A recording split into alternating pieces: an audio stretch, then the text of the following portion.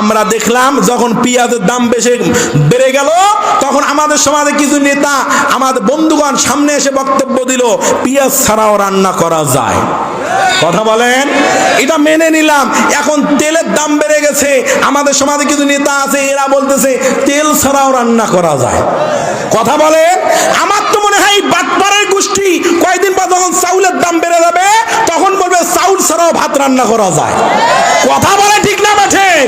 আমার বন্ধুগণ, এই যে এক ন্যায়তন্ত্র স্বৈরতন্ত্রের যুগ শেষ হবে, চারটা যুগ, নবুয়তের যুগ, খিলাফতের যুগ, রাজতন্ত্রের যুগ, স্বৈরতন্ত্রের যুগ, তারপর আবার পুনরায় আসবে খিলাফতের যুগ। আল্লাহু আকবার।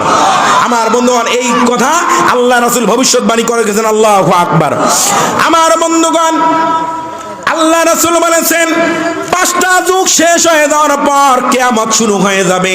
চারটা যুগ কিন্তু অলরেডি আমাদের মাঝ থেকে চলে যাচ্ছে, আবার নতুন করে পুনরায় খিলাফতের যুগ আসবে।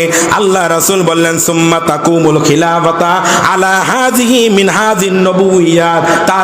তার মানে হলো আল্লাহ রাসূল বললেন সমস্ত খিলাফতের যুগ আসার পর, সমস্ত যুগ চলে যাওয়ার পর মিন হাযিল খিলাফাত, আবার খিলাফতের যুগ আসবে। তামাম গোটা পৃথিবী মুসলমানরাই আবার শাসন করবে, আল্লাহর কোরআন দিয়ে রাষ্ট্র ভবন পার্লামেন্ট চলবে। কথা বলেন ঠিক না ঠিক? আল্লাহ রাব্বুল আলামিন সুন্দর করে দিলেন বান্দারে, এই কোরআন কারীমের আয়াতে ইমাম মাহদী আলাইহিস সালাতু ওয়াস সালাম আসবেন, গোটা পৃথিবী মুসলমানরা শাসন করবে, তারপর কিয়ামত সংগঠিত হবে। সেই দিকে যাওয়ার সুযোগ নাই। আমার বন্ধুগণ, কিয়ামতের ময়দানে পাপীদের অবস্থা হবে 22 প্রকার। আমার বন্ধুগণ, এক নম্বর হলো কিয়ামতের ময়দানে পাপের চিহ্ন প্রত্যেকটা মানুষের চেহারার মধ্যে আল্লাহ তাআলা ফুটিয়ে তুলবেন। জোরে বলেন নাউযুবিল্লাহ। আল্লাহ রাব্বুল আলামিন তার দলিল দিয়া সূরা আর-রহমানের 41 নম্বর আয়াত, 27 নম্বর পারা, 12 নম্বর পৃষ্ঠা, 2 নম্বর লাইন, 2 নম্বর রুকুর মধ্যে আল্লাহ তাআলা জানিয়ে দেন ইউরাফুল মুজরিমুনা বিসীমাহুম ফায়ুখাযু বিন-নাওয়াসি ওয়াল আকদাম।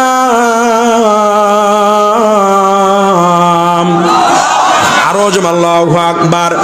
কিয়ামতের ময়দানে পাপীদের অবস্থা এমন হবে, ভয়াবহ হবে, তাদের পাপের চিহ্নগুলো তাদের চেহারার মধ্যে আল্লাহ তাআলা ফুটিয়ে তুলবেন। ইউরাফুল মুজরিমুনা বিসীমাহুম ফায়ুখাযু বিন-নাওয়াসি ওয়াল আকদাম। দুনিয়ার জমিনে যারা ধর্ষণ করেছে তাদের ধর্ষণের চিহ্ন উঠবে। দুনিয়ার জমিনে যারা আলেম বিরোধী ছিল তারা কিয়ামতের ময়দান আলেম বিরোধী চিহ্ন তাদের গায়ের মধ্যে উঠবে। দুনিয়ার জমিনে যারা গরিবদের ত্রাণ চুরি করে খাইছে কিয়ামতের ময়দানে ত্রাণ চোর হিসেবে উঠবে।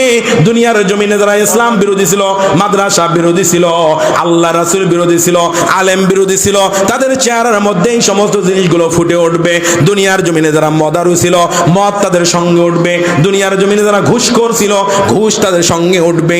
এক কথা, কিয়ামতের ময়দানে ওই ব্যক্তির দিকে তাকালেই বোঝা যাবে এটা দুনিয়ার জমিনে মদখোর ছিল, এটা দুনিয়ার জমিনে ডালখোর ছিল, এটা দুনিয়ার জমিনে আলেম বিরোধী ছিল, এটা দুনিয়ার জমিনে মাদ্রাসা বিরোধী ছিল, এটা দুনিয়ার জমিনে মাহফিল বিরোধী ছিল। কথা বলেন ঠিক না ব্যাঠি?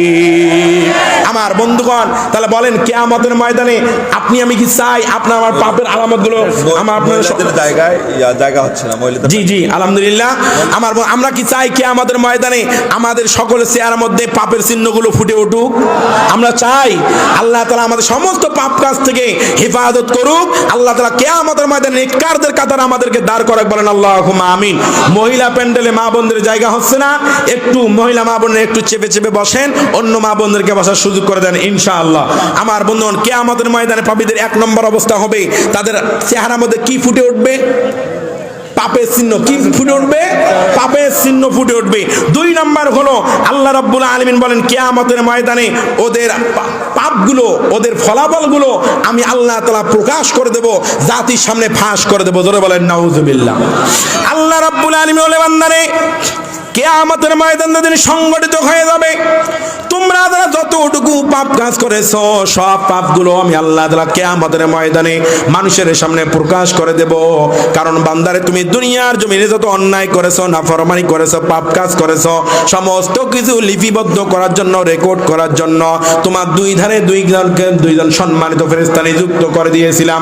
কিরামান কাতিবিন নামক 2জন ফেরেশতা সম্মানিত লেখকদেরকে আমি আল্লাহ তাআলা নিযুক্ত করে দিয়েছিলাম।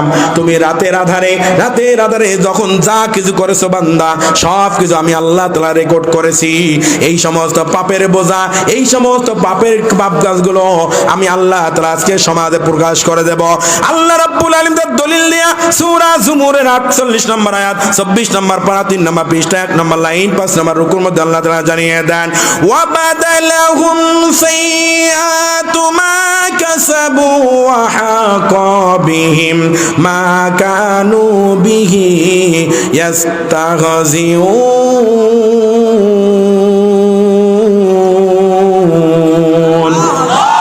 আরো জোরে আল্লাহু আকবার। আল্লাহ রাব্বুল আলামিন বলে, বান্দারে কিয়ামতের ময়দানে তোমরা যা কিছু করেছো সব কিছু আমি আল্লাহ তাআলা মানুষের সামনে ফাঁস করে দেব। যখন ফাঁস করে দেব তখন তোমার লজ্জায় মাথাটা নিচু হয়ে যাবে, মানুষকে মুখ দেখাইতে পারবা না।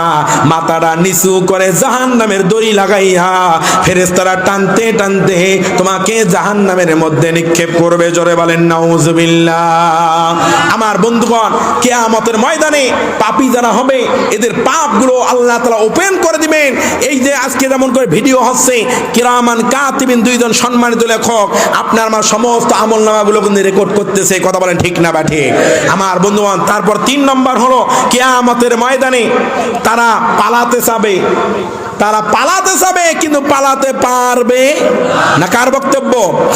আল্লাহ রাব্বুল আলামিন বলে, বান্দারে কিয়ামতের ময়দানে তারা পালাতে যাবে কিন্তু পালাতে পারবে না, আমার ফেরেশতারা তাদেরকে পাকড়াও করে বসবে। আল্লাহ রাব্বুল আলামিন তার দলিল দিয়ে সূরা সাবার 51 নম্বর আয়াত, 22 নম্বর পারা, 13 নম্বর পৃষ্ঠা, 3 নম্বর লাইন, 6 নম্বর রুকুর মধ্যে আল্লাহ তাআলা জানিয়ে দেন, ওয়ালাউ তারা ইয ফাজিউ ফালাউলা ফাওতা ওয়া উখিযু মিন মাকানিন করিব।